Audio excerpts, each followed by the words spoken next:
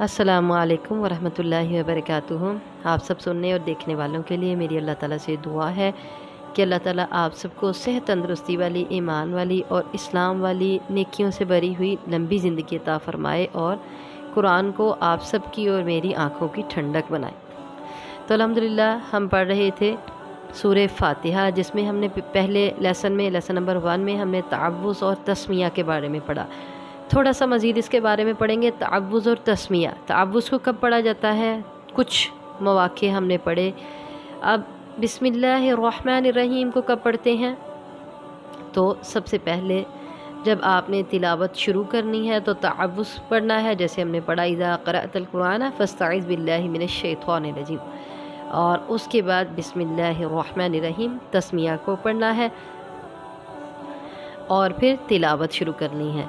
अब जैसे पहले हमने ज़िक्र किया था कि अगर दौरान तिलावत यानी इब्तदाए तिलावत में तअव्वुज़ और तस्मिया दोनों पढ़ेंगे, और दौरान तिलावत अगर आप किसी से बात करेंगे मजबूरी के तहत तो उसके बाद सिर्फ़ तअव्वुज़ ही पढ़ा जाएगा, तस्मिया नहीं पढ़ा जाएगा। और फिर अगर दौरान तिलावत बात करने के बाद क्या है, सिर्फ़ तअव्वुज़ पढ़ना है। लेकिन अगर दौरान तिलावत कोई नई सूरत शुरू हो गई, पहली सूरत कंप्लीट हो गई और नई सूरत शुरू हो गई माँ सिवाय सूरह तौबा के, तो फिर बिस्मिल्लाहिर्रहमानिर्रहीम पढ़कर उस नई सूरत को दोबारा शुरू किया जाएगा। यानी बाज़ औक़ात हम तिलावत के दौरान एक दिन में जो हम तिलावत करने के लिए बैठते हैं एक वक्त में, उसमें हम कितनी मरतबा बिस्मिल्लाह पढ़ लेते हैं, क्योंकि हम बार बार छोटी सूरतें होती हैं, नई सूरतें शुरू करते हैं, और बाज़ औक़ात हम सिर्फ़ एक दफ़ा ही पहली मरतबा ही बिस्मिल्लाह पढ़ते हैं। तो ये बात ज़हन में रखिएगा। अब हम बात करते हैं सूरह फ़ातिहा के फ़ज़ाइल के बारे में। तो इब्ने अब्बास रज़ी अल्लाह ताला अन्हु की हदीस है, जो सही मुस्लिम की हदीस है, जिसमें इब्ने अब्बास रज़ी अल्लाह ताला अन्हु ने इरशाद फरमाया कि एक दफ़ा जिब्राईल अलैहिस्सलाम नबी करीम सल्लल्लाहु अलैहि वसल्लम के पास बैठे हुए थे। इन्होंने अपने ऊपर ज़ोर से दरवाज़ा खुलने की आवाज़ सुनी तो सर उठाया और फरमाया कि ये आसमान का एक दरवाज़ा है जो आज खोला गया। जिब्राईल अलैहिस्सलाम के कहने लगे, ये आसमान का एक दरवाज़ा है जो आज ही खोला गया है और आज से पहले ये कभी नहीं खोला गया। तो इससे एक फ़रिश्ता उतरा, फिर वो कहने लगे, ये फ़रिश्ता ज़मीन पर उतरा है जो आज से पहले कभी नहीं उतरा। इस फ़रिश्ते ने सलाम कहा और कहा कि आपको 2 नूरों की खुशखबरी हो। नबी करीम सल्लल्लाहु अलैहि वसल्लम को 2 नूरों की बशारत दी गई जो आप सल्लल्लाहु अलैहि वसल्लम को दे दिए गए हैं। आपसे पहले वो किसी नबी को अता नहीं हुए, वो सिर्फ़ किसको अता हुए, नबी करीम सल्लल्लाहु अलैहि वसल्लम को और आपकी उम्मत को। एक क्या है, फ़ातिहातुल किताब, और दूसरी सूरह बकरा की आखिरी आयत। आप इन दोनों में से जो हर्फ भी पढ़ेंगे और वो चीज़ आप सल्लल्लाहु अलैहि वसल्लम को ज़रूर अता कर दी जाएगी। ये पढ़ेंगे, इसके अंदर जो दुआएं हैं वो आप सल्लल्लाहु अलैहि वसल्लम को फ़ौरन अता कर दी जाएंगी, यानी वो दुआएं आपकी कबूल होंगी। इससे पता चला कि सूरह फ़ातिहा और सूरह बकरा की आखिरी आयत जो हैं वो उनको नूर कहा गया है, 2 नूरों की बशारत दी गई है। अब अबू सईद खुदरी रज़ी अल्लाह ताला अन्हु की रिवायत जो बहुत ज़्यादा मशहूर है, और ये बुखारी शरीफ की रिवायत है, सही हदीस, सिक्का हदीस है। तो इसके बारे में अबू सईद खुदरी रज़ी अल्लाह ताला अन्हु फरमाते हैं कि हम अपने एक सफ़र में थे, रास्ते में उतरे तो एक लड़की आई और कहने लगी। अच्छा, उस सफ़र के बारे में पढ़ लें। दूसरी हदीस से पता चलता है कि उस सफ़र में एक कबीले में उतरे तो कबीले वालों ने अबू सईद खुदरी रज़ी अल्लाह ताला अन्हु और आपके साथियों की ज़ियाफ़त करने से इनकार कर दिया। तो अबू सईद खुदरी रज़ी अल्लाह ताला अन्हु की आगे मज़ीद जो हदीस चल रही है, जो मैं बयान कर रही थी कि रास्ते में उतरे तो एक लड़की आई और कहने लगी कि कबीले के सरदार को किसी जहरीली चीज़ ने या सांप ने डस लिया है या बिच्छू ने डस लिया है, और हमारे लोग गायब हैं, तो क्या तुम में से कोई दम करने वाला है? चुनांचे इसके साथ एक ऐसा आदमी गया जिसके मुतल्लिक वो कहते हैं, हमें गुमान था कि उसको दम करना नहीं आता, लेकिन उसने दम किया और सरदार तंदुरुस्त हो गया। सरदार ने इसे 30 बकरियां देने को कहा और हमें दूध भी पिलाया। अबू सईद खुदरी रज़ी अल्लाह ताला अन्हु फरमाते हैं कि जब वो वापस आया तो हमने उससे पूछा, क्या तुम अच्छी तरह दम कर लिया करते थे, यानी तुम्हें तो दम करना आता ही नहीं था। उनके गुमान में था कि वो दम नहीं करना जानते। तो उसने कहा, नहीं, मैंने सिर्फ़ उम्मुल किताब यानी सूरह फ़ातिहा के साथ दम किया है। तो अबू सईद खुदरी रज़ी अल्लाह ताला अन्हु कहते हैं कि हमने कहा, जब तक रसूलुल्लाह सल्लल्लाहु अलैहि वसल्लम के पास नहीं पहुँचेंगे तो इन बकरियों का कुछ नहीं करेंगे। جو اس کے بدلے میں لی تھی۔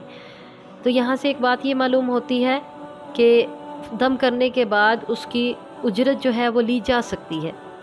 تو ابو سعید خدری رضی اللہ تعالیٰ عنہ فرماتے ہیں جب ہم مدینہ میں واپس آئے تو ہم نے نبی کریم صلی اللہ علیہ وسلم سے اس کا ذکر کیا، تو آپ صلی اللہ علیہ وسلم نے ارشاد فرمایا کہ اسے کیسے معلوم ہوا کہ یہ دم ہے؟ کیا مطلب؟ پتہ چلا کہ سورہ فاتحہ پڑھنا اور اس کے ساتھ دم کرنا یہ نبی کریم صلی اللہ علیہ وسلم کو پسند آیا، اور آپ صلی اللہ علیہ وسلم نے ارشاد فرمایا اس کو کیسے پتہ چلا کہ یہ ایک دم ہے جس کے ساتھ دم کیا جاتا ہے؟ اب نبی کریم صلی اللہ علیہ وسلم نے ارشاد فرمایا ایسا کرو، بکریاں تقسیم کر لو اور میرا بھی حصہ نکالو۔ تو اس سے پتہ چلا کہ دم کرنے کے بعد اس کی اجرت لینا جائز ہے، اور نبی کریم صلی اللہ علیہ وسلم کا بھی اس میں سے حصہ نکالا گیا۔ اسی طرح ایک اور روایت میں ہے، ابو داؤد کی روایت ہے اور خارجہ بن سلط رضی اللہ تعالیٰ عنہ سے روایت ہے۔ خارجہ بن سلط کہتے ہیں کہ خارجہ بن سلط کے چچا علاقہ بن سہار تمیمی رضی اللہ تعالیٰ عنہ بیان کرتے ہیں کہ رسول اللہ صلی اللہ علیہ وسلم کے پاس حاضر ہو کر اسلام لے آئے۔ جب انہوں نے اسلام قبول کیا تو وہ واپس گئے۔ جب وہ واپس جا رہے تھے ان کا گزر کچھ ایسے لوگوں سے ہوا جن کے پاس ایک پاگل آدمی تھا، ایک مجنوں آدمی تھا، لوہے کی زنجیروں میں بندھا ہوا تھا، اور اس کے گھر والے کہنے لگے تمہارا یہ ساتھی، یعنی نبی کریم صلی اللہ علیہ وسلم کی طرف اشارہ تھا، خیر لے کر آیا ہے، تو تمہارے پاس کوئی چیز ہے جس سے تم اس کا علاج کرو؟ تو وہ کہتے ہیں میں نے اس کو فاتحۃ الکتاب یعنی سورہ فاتحہ کے ساتھ دم کیا تو وہ تندرست ہو گیا۔ انہوں نے مجھے 100 بکریاں بھی دی اور میں رسول اللہ صلی اللہ علیہ وسلم کے پاس آیا، میں نے آپ کو سارا واقعہ بتایا تو آپ صلی اللہ علیہ وسلم نے فرمایا کہ تم نے اس کے علاوہ اور کچھ تو نہیں پڑھا؟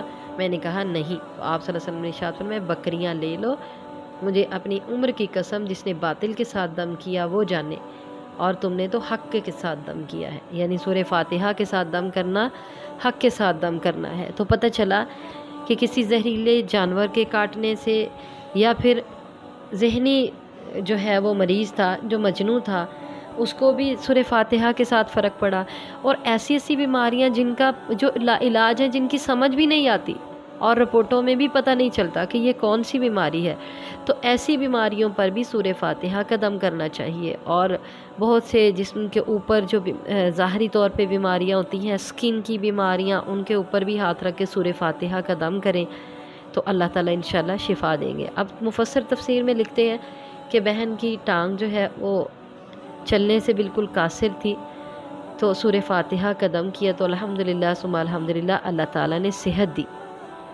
تو پتہ چلا کہ سورہ فاتحہ کی یہ فضیلت ہے کہ اس کے ساتھ دم بھی کیا جا سکتا ہے، چاہے وہ مجنوں ہو، چاہے اس کو کوئی بھی بیماری ہو جو علاج جس کی سمجھ بھی نہ آ رہی ہو وہ کون سی بیماری ہے، تو سورہ فاتحہ کے ساتھ دم کریں۔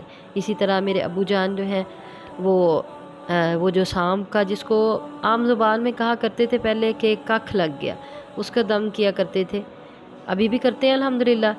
وہ پتہ نہیں کون سا دم پڑھتے ہیں، یعنی انہوں نے کسی سے یاد کیا اور الحمدللہ اللہ شفا دیتا ہے، لیکن جب کوئی عورتیں آتی ہیں ابو کی غیر موجودگی میں وہ آ کے دم کرنے کا کہیں تو میں نے الحمدللہ کتنی مرتبہ ایسے ہوا ہے کہ میں نے ان کو دم کر دیا سورہ فاتحہ کے ساتھ، اور بہت بڑا چھالا بھی بنا ہو کالے رنگ کا جسے پتہ چلتا ہو کہ اس کو کچھ ایسی تھوڑا بہت زہر لگا ہوگا، کہیں پہ سانپ نے پھونک ماری یا اس کو زہر لگ گیا، تو اور وہ بہت تکلیف دہ ہوتا ہے کیونکہ میرے خود بھی وہ چھالا بنا، وہ ایسے نا پاپ سا بنتا ہے، چھالا سا بن جاتا ہے، تو لیکن الحمدللہ جب میں نے سورہ فاتحہ کے ساتھ ان کو دم کیا تو اللہ نے شفا دی۔ تو یہ پتہ چلا یہ میری آزمائی ہوئی بات ہے کہ اس سے اللہ تعالیٰ شفا دیتے ہیں۔ یہاں تک تو ہم نے بات کی سورہ فاتحہ کے فضائل کے بارے میں۔ اب مزید اس کے فضائل میں ہم سورہ فاتحہ کے جو چند نام ذکر ہوتے ہیں ان کا ذکر کریں گے اور اس سے ان کے معنی کیا ہیں اس کے بارے میں جانیں گے۔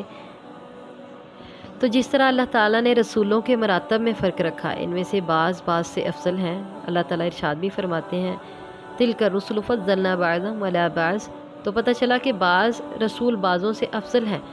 جسی طرح ہمارے نبی کریم صلی اللہ علیہ وسلم اولاد آدم کے سردار ہیں، تو اسی طرح سورہ فاتحہ تورات، انجیل اور قرآن کی ہر سورت سے بڑی سورت ہے، اگرچہ بہت سی صورتیں آیات کے اعتبار سے اس سے لمبی ہیں مگر عظمت میں یہ سب سے بڑھ کے ہے۔ جیسا کہ آیات میں آیت الکرسی بھی سب سے عظیم ہے، گو اس سے لمبی بہت سی آیات ہیں۔ تو پتہ چلا کہ یہ سورت ایک عظیم سورت ہے۔ اور سورہ فاتحہ کا نام فاتحہ اس لیے ہے کہ اس سے اللہ تعالیٰ نے کتاب اللہ کا آغاز کیا، قرآن پاک کا افتتاح، اس کا آغاز ہو رہا ہے۔ فاتحہ کا مطلب ہوتا ہے نا کھولنے والی، تو قرأت کا آغاز، قرآن کا آغاز اس سے ہو رہا ہے، تو اس کا نام ایک کیا ہے؟ فاتحہ، ٹھیک ہے، اس کا ایک نام ہے فاتحہ۔ اور دوسرا نام دیکھیں، اس سورت کا نام ہے الحمد، تو اس کو سورہ حمد اس لیے کہا جاتا ہے کہ اس میں اللہ تعالیٰ کی جامع تعریف، جامع حمد بیان ہوئی ہے۔ ایک اس کا نام ہے السبع المثانی، یہ تیسرا نام ہے۔ یہ سبع المثانی اس کو کیوں کہا جاتا ہے؟ سبع کا مطلب 7، مثانی بار بار دہرائی جانے والی، تو 7 آیات جو بار بار دہرائی جاتی ہیں، بسم اللہ کو ملا کے اس کی 7 آیات کمپلیٹ ہوتی ہیں، اور ہر نماز میں، فرض میں، نفل میں ان کو بار بار دہرایا جاتا ہے، یہاں تک کہ اس کی اس قدر فضیلت ہے کہ نبی کریم صلی اللہ علیہ وسلم کی حدیث سے یہ بات واضح ہے، لا صلاۃ لمن لم یقرأ بفاتحۃ الکتاب، کہ جس نے سورہ فاتحہ نہ پڑھی اس کی نماز نہیں ہوگی۔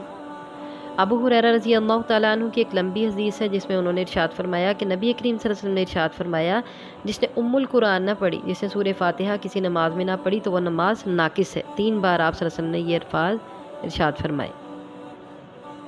اس کے علاوہ اس سورت کا چوتھا نام ہے القرآن۔ کا مطلب ہوتا ہے ماں، یہ جڑ، القرآن، قرآن کی جڑ۔ الکتاب، کتابی قرآن پاک کو کہا گیا ہے۔ القرآن العظیم، عظمت والا قرآن۔